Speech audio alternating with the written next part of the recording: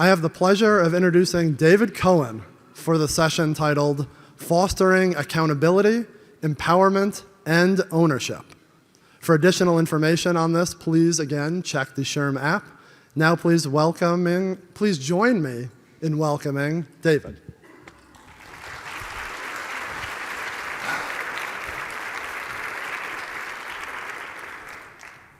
So, now I got a round of applause, I can leave. I asked some of you why you're here. I figured out this is the closest to the buses or the airport because I was in room North 426B last night. I got all 10,000 steps walking there. I couldn't even find it. The QR code, if you fill it out, I was working on this presentation until this morning. So I will send you, if you fill it out, leave your email address, I will send you not only the presentation, but also my notes, which equate to a white paper on the subject. So I don't believe in giving the slides. The slides don't mean anything because they're not really complete. They're just notes for me to remember what to say. So that's a way to get it. And any comments, feedback, I'm a teacher at heart.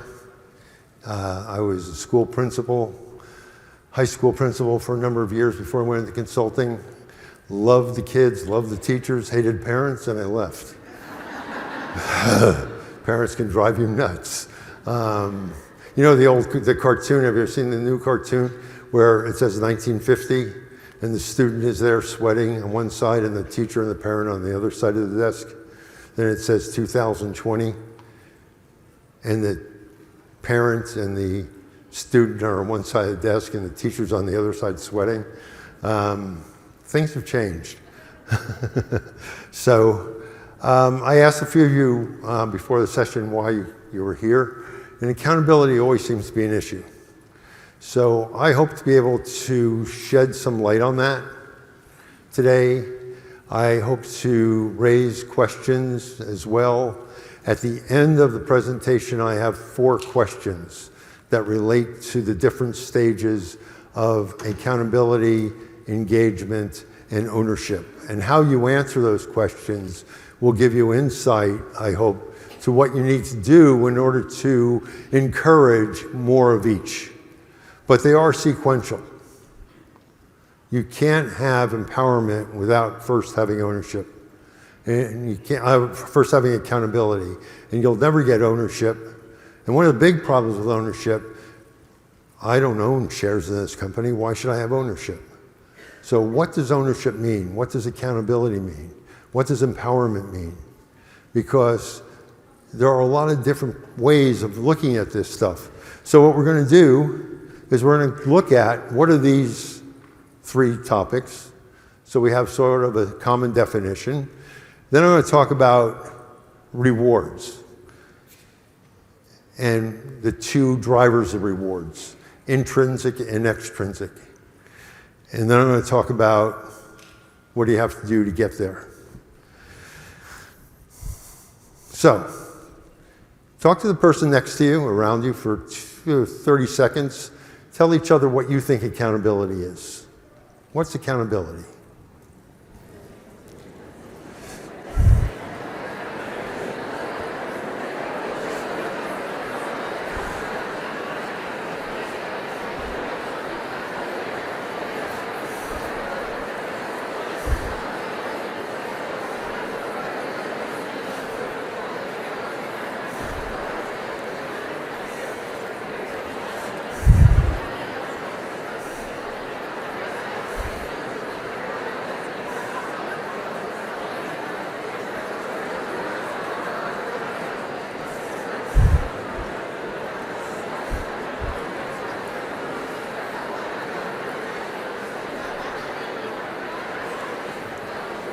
Okay, let's see what we got. Any volunteers for sharing an idea of what they came up with accountability? There's a prize for somebody. Who wants to volunteer? Want to step to the mic and share? Thank you. Mike was here. It disappeared. Microphone.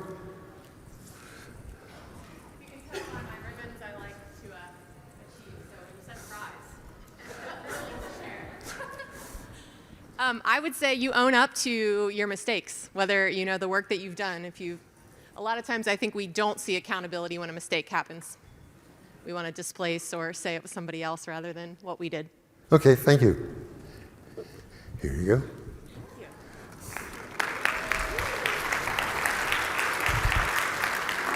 To me, accountability that's taking it to an extreme. Accountability is basically the obligation of an individual to accept responsibility for their actions, for their decisions, and for their performance related to their job. So we're talking about business-related accountability. So accountability is taking those decisions, making those decisions, taking responsibility for what it is for you to achieve your goals.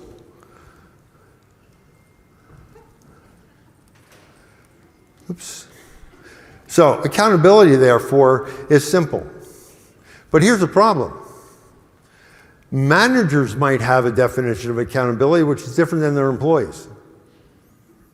Have your managers and employees at the beginning of each performance review cycle sat down every year and reiterated what their definition of accountability is. I will feel that you are accountable if you do A, B, and C during the year.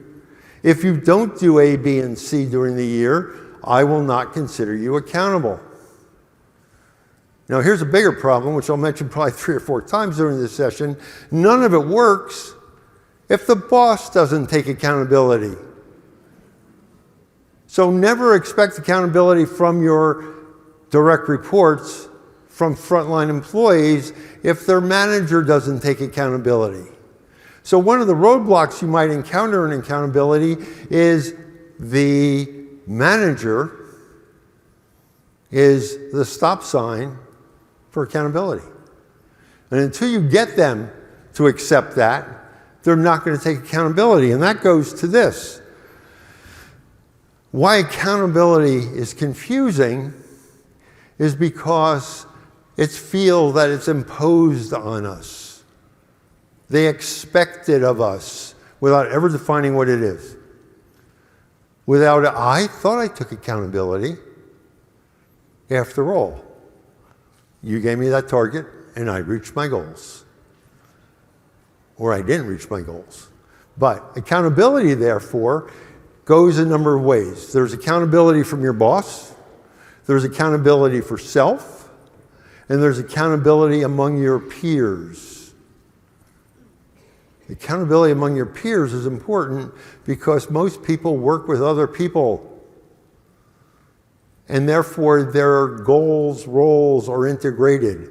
Teamwork is simply defined as the integration of roles, goals, and responsibilities. So if teamwork is the integration of roles, goals, and responsibilities, without having accountability, there can be no integration. So this is really interesting. Accountability is being responsible for the tasks and actions that you are assigned. When expectations are not met, we get the corporate salute. Anybody know what the corporate salute is? It's not that. It's blame them. And so we begin to play the blame game. Anybody ever hear of the blame game? What is the blame game? For those of you who might not be initiated to it, it's simple. It's the effective placement of blame on somebody else, coupled with the articulation of excuses that justify blaming somebody else. I expected to get results from that, from this person. This person to deliver on this time. You know, the FedEx truck got lost. I don't care. Call, whatever it might be, which then results in acceptable outcomes. And on the performance review, what's the person get? Meets expectations when they never have. That's the blame game. And if you allow your managers to play the blame game, there'll never be accountability. There'll never be accountability because no one is responsible for your results except for you. And if that FedEx truck didn't deliver it, then you had to find another way of getting it. If you didn't get the spreadsheet or the data from somebody, what was an alternative way of getting the spreadsheet or the data? And I don't know, anybody here from FedEx? No, actually FedEx has a great story about that. And there's a video on it that they show at onboarding. In the video, it's an old video, and it's a story that I call a corporate legend and explains the values of the organization. This truck driver gets to a pickup box, and somebody in the community is screwed with the key. He can't open the pickup box. But the promise is you get your packages when they're supposed to be delivered. Well, if he just leaves it there, he can't do that. He won't help you meet the commitment. He goes to a auto body shop around the corner, brings over a welding torch, takes it out of the ground, and him, with the help of the person from the auto shop, puts the thing in the truck, gets to the warehouse and says, it's now your problem. That's accountability. He took ownership. He took responsibility for making sure the package is delivered on time. He could have easily said, listen, that thing's in the ground, it's in concrete, I can't move it, can't get it out, and the lock's broken. Go send somebody, in an hour, 2 hours, 3 hours, and meanwhile the packages aren't delivered. So those are the stories that exemplify accountability. So as a result of leaders not taking accountability, credibility of leaderships remains low. And when it remains low, you get these kind of results from surveys. This is really scary. 93% lack alignment with the company's purpose, because the company's purpose isn't clear. The vision is some 4-page explanation of what we stand for, when a vision statement should not be more than 7 words. The vision statement is simply what we're going to do to achieve our success. It's our North Star, it's our future, it is our purpose, it's our raison d'etre for living, for existing. But people said they don't know it. Managers do not know how to therefore specifically tie the purpose to the goals of the individuals, because they're not sure how they all tie together. Then what happens is people have a problem with the fact that not knowing how to achieve this, they avoid accountability. And the scary part is that over 70% of employees felt that they're doomed. They're never going to figure it out. They're not going to be accountable because they don't know what's going on.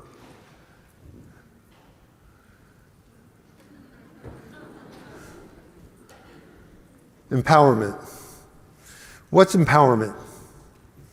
Any takers on what empowerment is?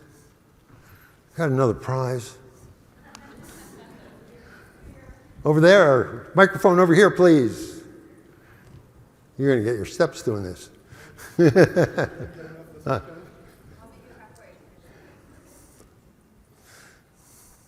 Good morning, Angelica Herrera. Empowerment to me means building those nuggets of trust, giving the other person psychological safety to bring up their own ideas, and asking those clarifying questions as well. That's a good start, but it's more. Here's a prize. Yes, it is allowing people to give their own ideas, but here's the problem. Thank you very much. Here's the problem. Empowerment has limitations. And it's not carte blanche to do whatever you damn well please. Empowerment means you don't have the keys to the city. And most people, I'm empowered. I can do it my way. That gets closer to ownership. So there is a difference between ownership and empowerment. And empowerment is really the passing of authority and responsibility to the other person with limitations.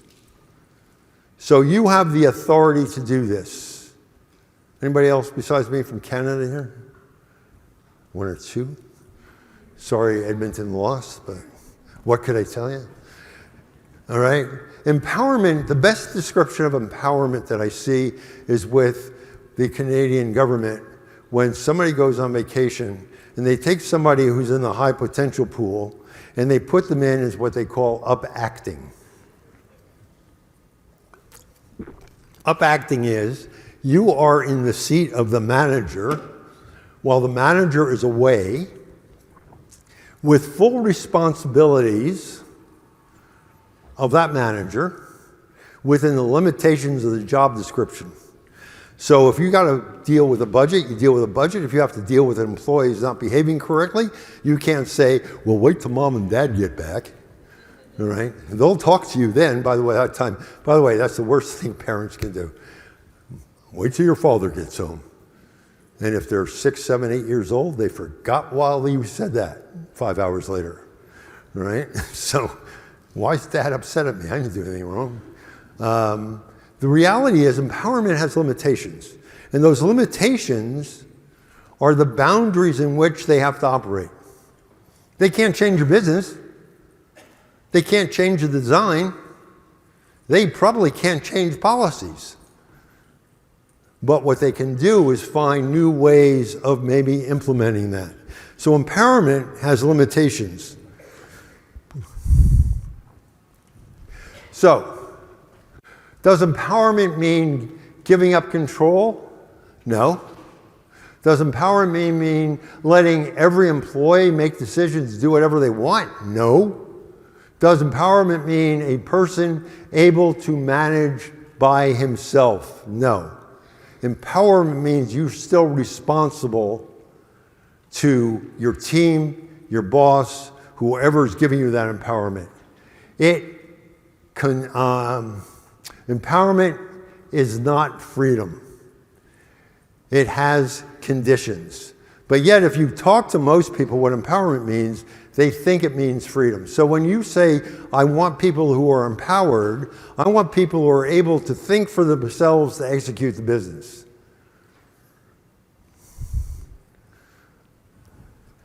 But the problem is, a lot of people look at empowerment as not having a line.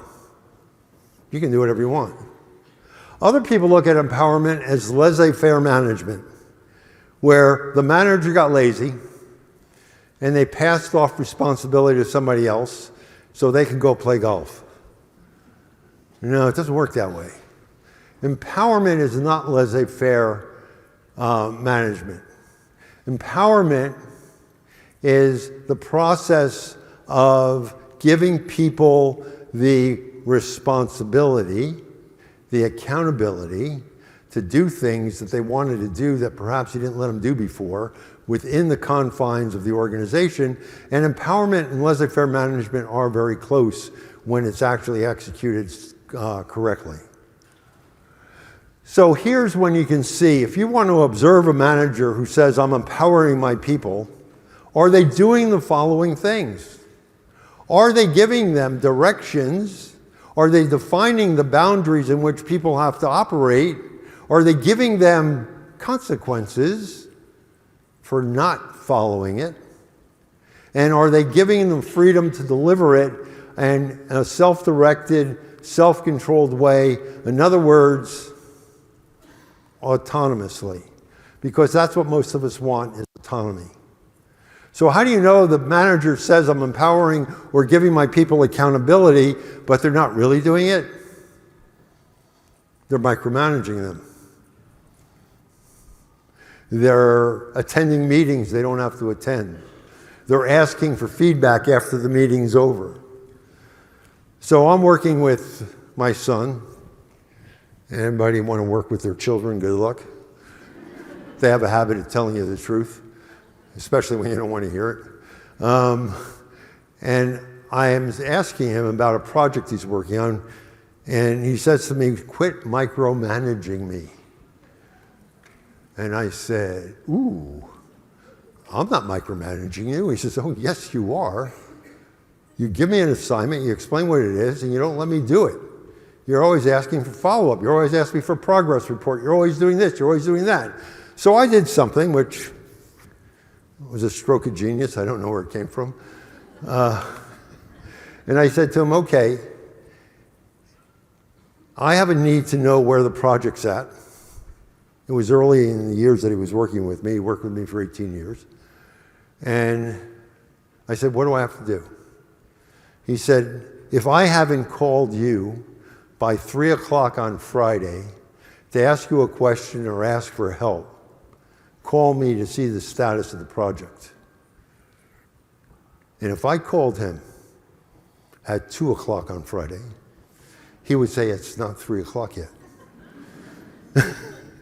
So I got in the habit of calling him after 3, realized he never really was having any problems.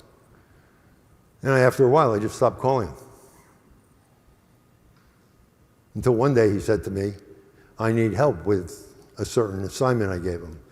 And it wasn't Friday. And I said, wow, he really understands this stuff. So you need to understand that when you talk to your managers who are giving accountability or empowerment to their team members, are you giving them the guidelines of what it means? Let's see, let's do a check-in. Are you really empowering your staff? When was the last time you checked in? No, I check in every day at 10 o'clock. Good, you're not empowering anybody. All right? What does empowerment mean? Giving them the freedom to do it, giving them the autonomy. And so that's an important piece of this. So here's something which we know. You're not going to get empowerment, you're not going to have autonomy, and you're not going to have accountability unless there is commitment. But I have 5 levels of what it means to reach commitment. The first level is simple. There's non-compliance. I'm not going to do it. Get out of my face. Leave me alone. Non-compliance. You're never going to get accountability there. You're not going to get empowerment, ownership, nothing. Then there's grudging compliance. If it's necessary and you're going to check in with me and watch me, I'll do it. But when you're not looking, I'm probably not going to do it. That's grudging compliance. Then there's formal compliance. I'll do it kind of like water to the minimum level that I have to in order to get by, even if you're not looking, because I understand I got to do it. And then there's the top 2 levels, and there's a subtle difference between them. There is genuine compliance. I will do it to the best of my ability. I understand it's important, I understand it's got to get done, and I'll do it to the best of my ability, which is different than commitment. I'll do it. So if I don't get that machine, if I don't get that data, if I don't get that help, I'll find another way of doing it. If I have to stay here until 5:30, 6, 7, 8 o'clock, if I have to work on weekends, I'll get it done. Commitment is really interesting. I use this chart with executives when I work on culture with them, and I put 2 points in each scale. And I ask them, how likely do you feel that your team members will live the behaviors of the values? Be accountable for them, be responsible for them, hold each other accountable to them. And what do I get? Something like 7 or 8. Then I say, how committed are you to doing it? And what do I get? 9 or 10. People always think that they do it, but nobody else does. Because they don't understand it. They don't get feedback. They don't communicate. So let's look at ownership. What is ownership? Any takers on ownership? Defining ownership? Over here, the other side, just for you. Come on. Take ownership of this and move it. I will do it to the best of my ability. Thank you for your lack of commitment. There is over there. We got 2. First go over there, then over here, and you both get something. Yeah. Ownership is taking responsibility. You think it's taking responsibility? Yes. Okay, that's one. What do you think? I I was just going to say, I think it's taking responsibility for a decision you made, whether it's good or bad, and either way, standing behind it. And if it goes bad, learning from it and trying to do better in the future. I like the last part, because the first part of both of you sounded more like accountability and empowerment. Here's the difference. Ownership says, I will find new ways of doing things. Ownership says, I will question the status quo.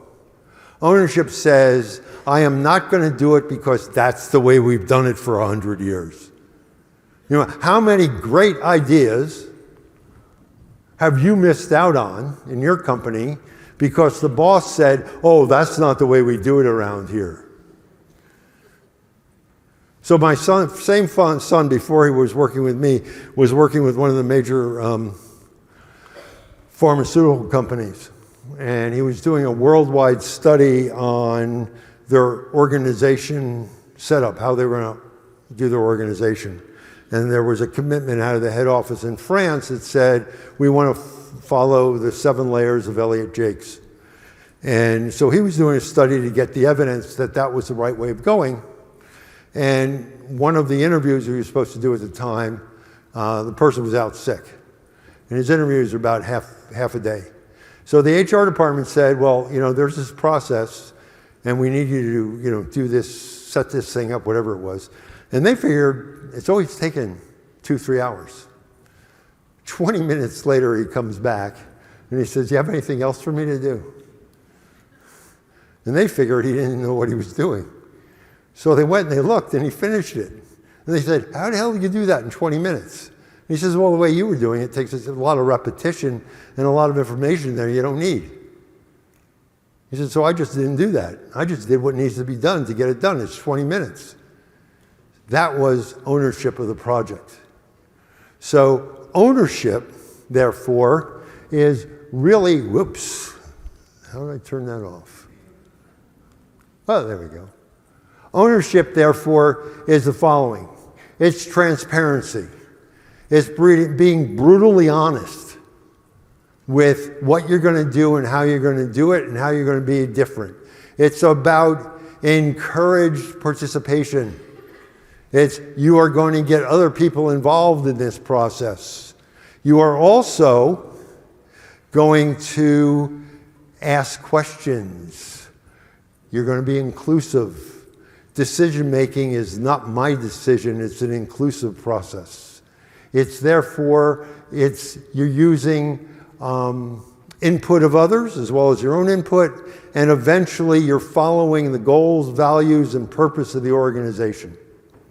So just like empowerment and accountability, it has its limitations.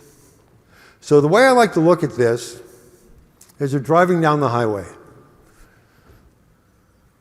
And you got 3 lanes, but you got guardrails on either side.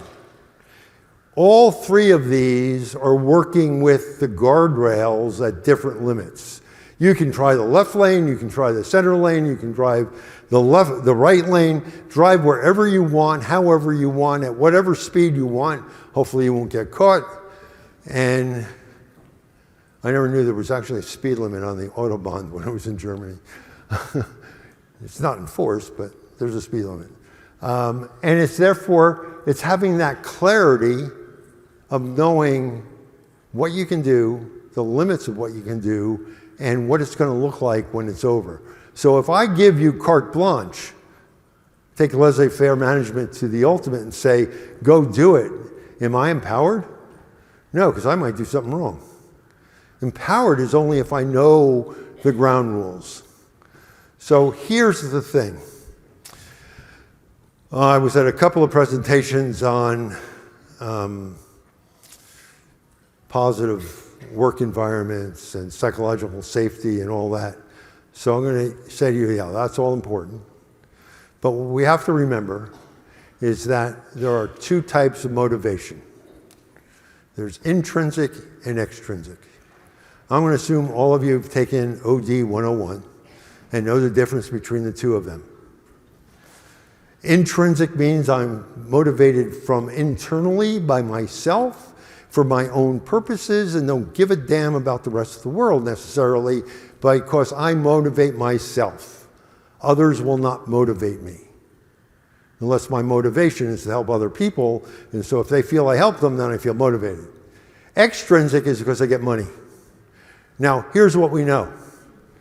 Extrinsic rewards work for hourly employees, for repetitive jobs. Intrinsic work for more senior jobs, jobs which take more intellectual capacity. Extrinsic rewards go beyond Maslow's hierarchy of basic needs. No, intrinsic rewards go beyond. Extrinsic are those rewards that are there. But here's the thing. What happens if every year you give this person bonus? Senior executive, give them bonus every year. This year things are bad. They don't get bonus. What happens? They're upset. I have a rule of 3. Once you've given them bonus 3 times, you can't take it away. It's part of the contract. Taking it away is going to be ridiculous. I have this crazy theory which people in comp hate me for. You already know what you're going to give as bonus based on what you project the results are going to be. Give that as base salary. There is no bonus. Oh, you get to keep your job. Find out from them. Ask their managers. You want to know if managers can empower, give autonomy to people? Ask the manager, what is that person's motivation? Now, I do a lot of work with recruitment and retention and a lot of work in the area of hiring people for fit to company values. And the research shows that while people might say they join a company or leave a company because of money, money is usually number 10 or 11 on why they stay there. They stay there because of the purpose. They stay there because of the culture, the way their boss treats them, et cetera, et cetera. They don't stay there for money. Money is what I call a hygiene factor. When I took the job, I knew what the pay was. Otherwise, we're going to be in a lot of trouble with school teachers, especially in some states. We're going to be in a lot of, the retirement salary for a school principal in Ontario could be as high as $200,000 a year. And it's indexed. So it's indexed to the cost of living. So they never lose money. And I told my kids, that's not a bad job to have. You can put up with parents that way. But no, they didn't listen to me. Who does? So that's what you need to understand. Does the manager understand what motivates this person? So just real quickly, extrinsic are driven by externally, surface level. They're usually pretty superficial. They're based on the number of likes I get on Facebook. They are focused on the results. They're only slightly how this is in the present moment. And extrinsic is, am I doing something that's aligned with my values?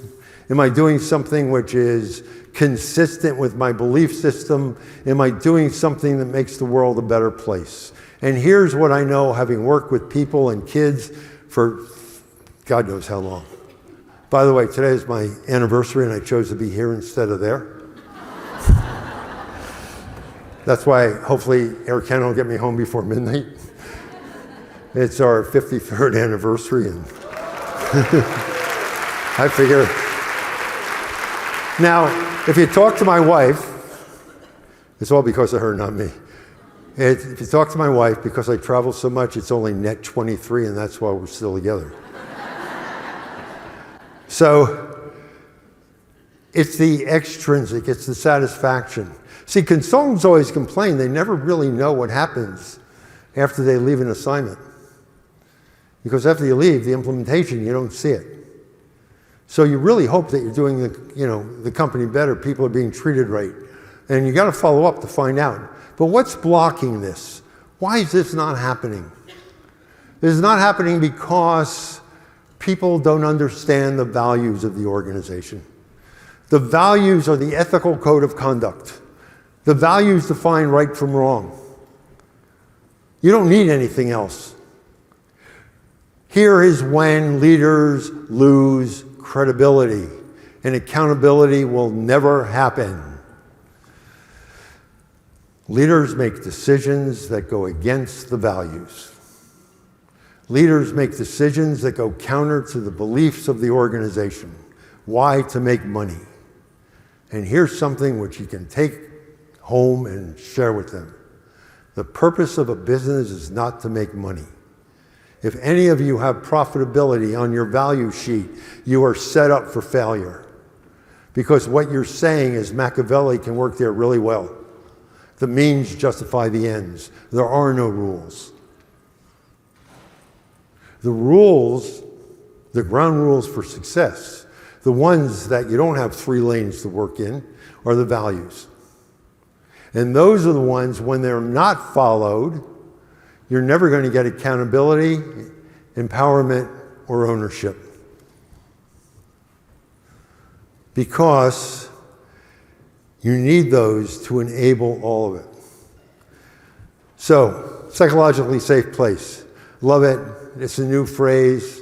It's been around 5 years. Came from Harvard Business Review article.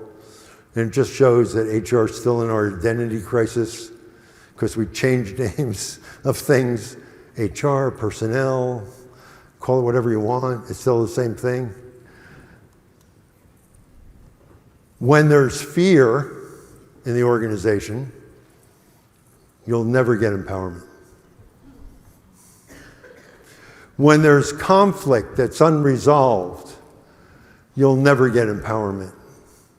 So the first thing I hope that you've learned out of this is that in order to have empowerment, it has to be a safe place to work. People have to feel they belong. It's an inclusive, emotionally inclusive environment. If it's not an emotionally inclusive environment, people don't want to work there, there's fear, and people are not going to give their all. They probably at best will be at grudging compliance.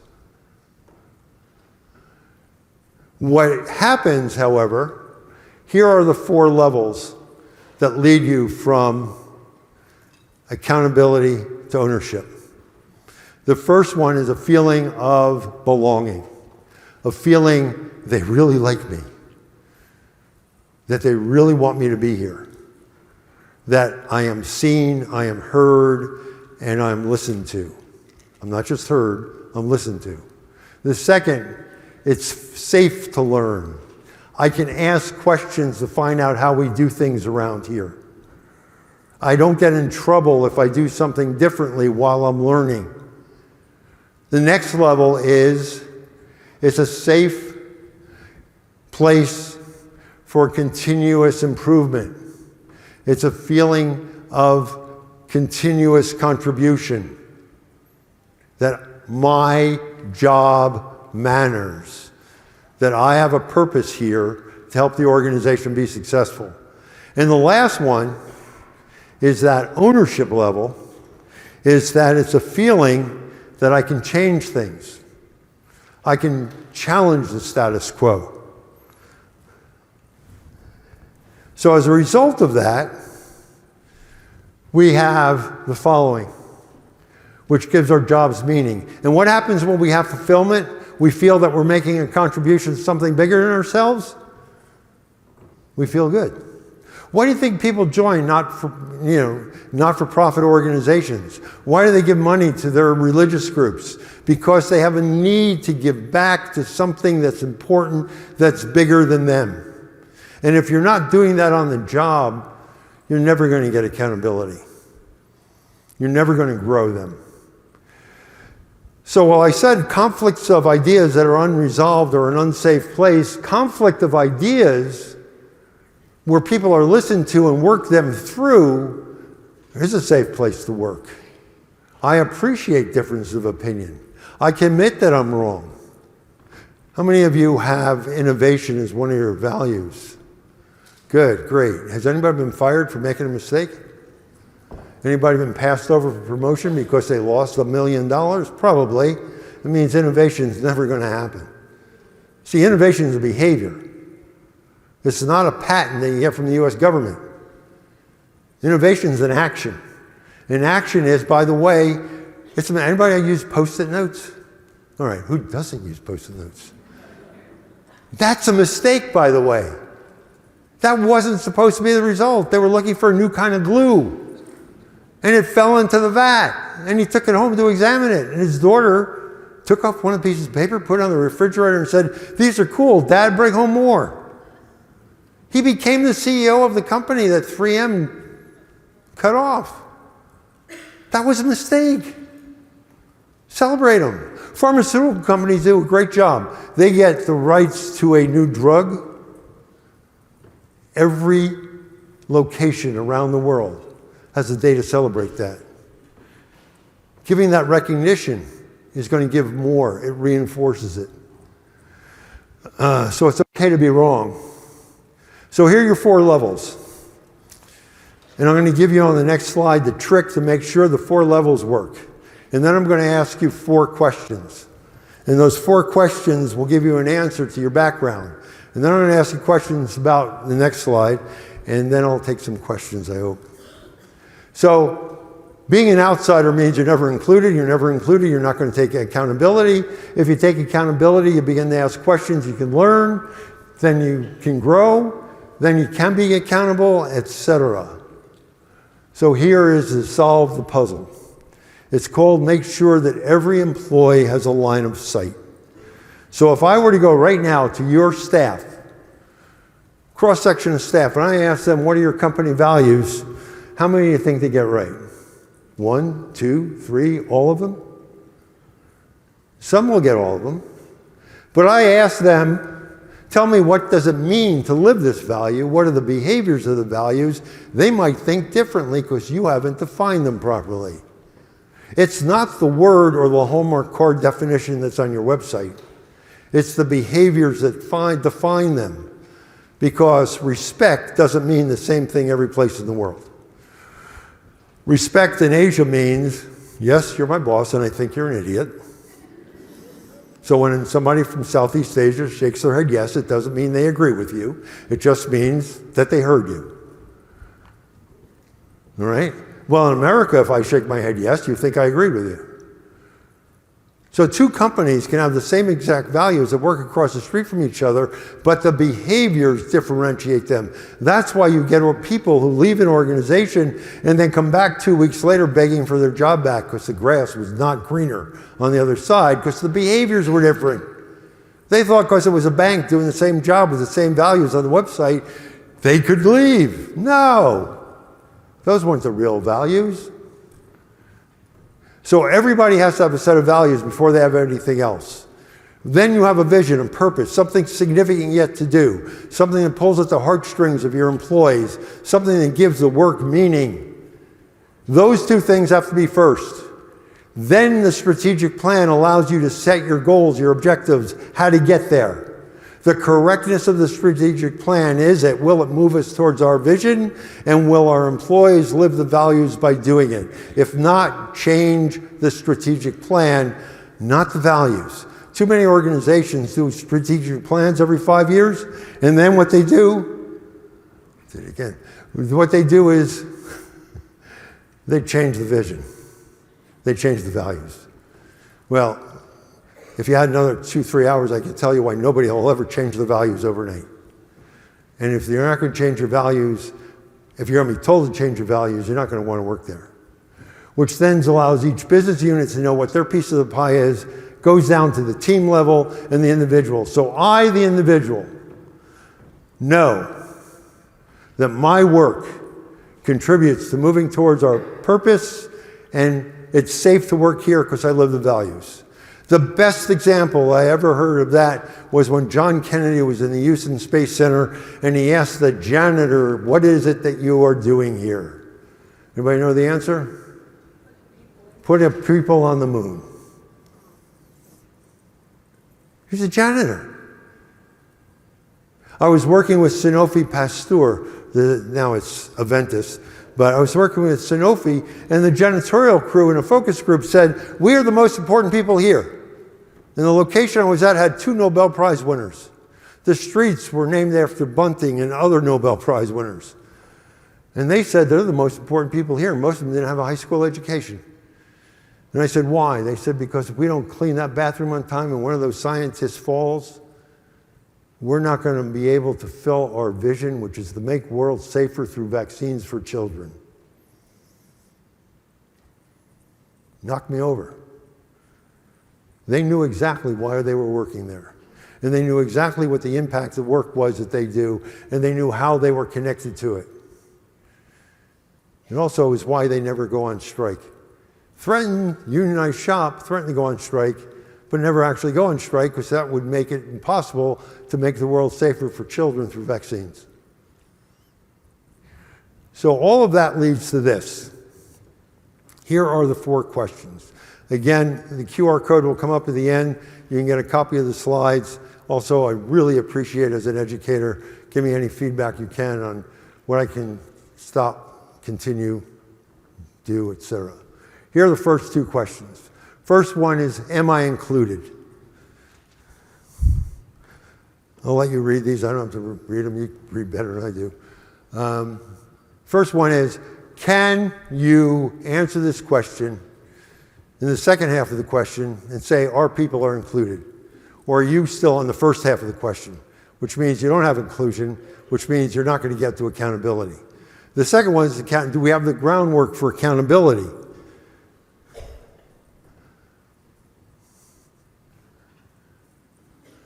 Do we have the groundwork for empowerment or ownership?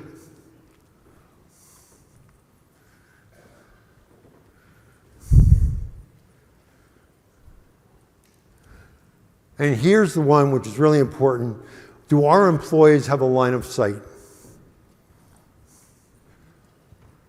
Do they understand the meaning of our values? Not what the words are, and not what the definition is on the orientation sheet, the onboarding sheet, but what the behaviors are. And do they know the authentic values, not the stated values? Oh, that was supposed to come up next. Do they align with the vision, purpose of the organization? Do they understand their contribution to the business plan? Do they understand their role? And do they get recognition? Now, recognition, if it's extrinsic, that's easy. It's financial. Promotion. If it's intrinsic, it's a whole different story. Are they given the recognition they need?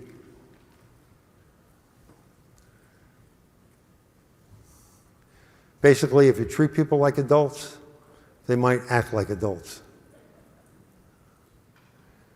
If you give them trust, they will give you trust back.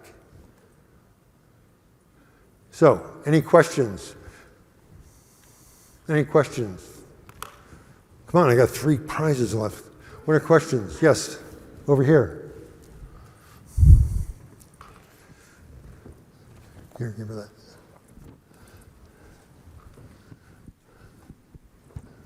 So you talked about the limitations of accountability and that they were within the job position. And then you talked about the limitations within ownership. Can you be a little bit more clear about the limitations within ownership? Because you talked about the guardrails, but you didn't give any sort of like specificity. Guardrails are within the values of the organization. You can't violate the values of the organization. And whatever you do has to move us towards achieving our purpose. Those are the big ones for ownership. Thank you for the question. Any other questions? One over here.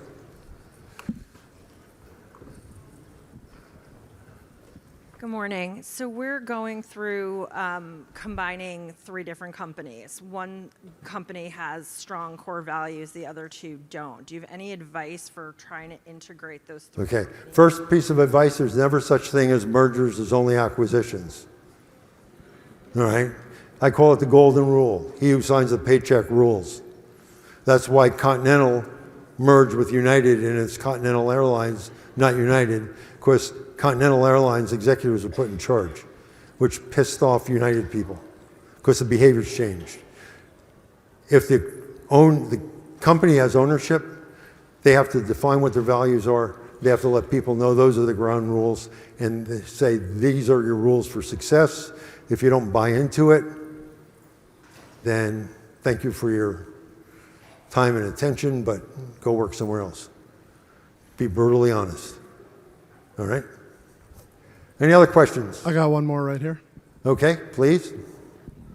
Good morning. It's still morning? Is it? Or it's still morning? Okay, good morning. So I work in education, and my question to you is, if in all three areas, accountability, empowerment, and ownership, there is a significant decrease, do you think it's something that we need to tack on all three fronts, or tack it first with accountability, then going to empowerment, and then Sequential. sequential? Because each one requires a different level of trust and confidence. I might be able to learn, but not ask questions. So I'm not going to go to empowerment.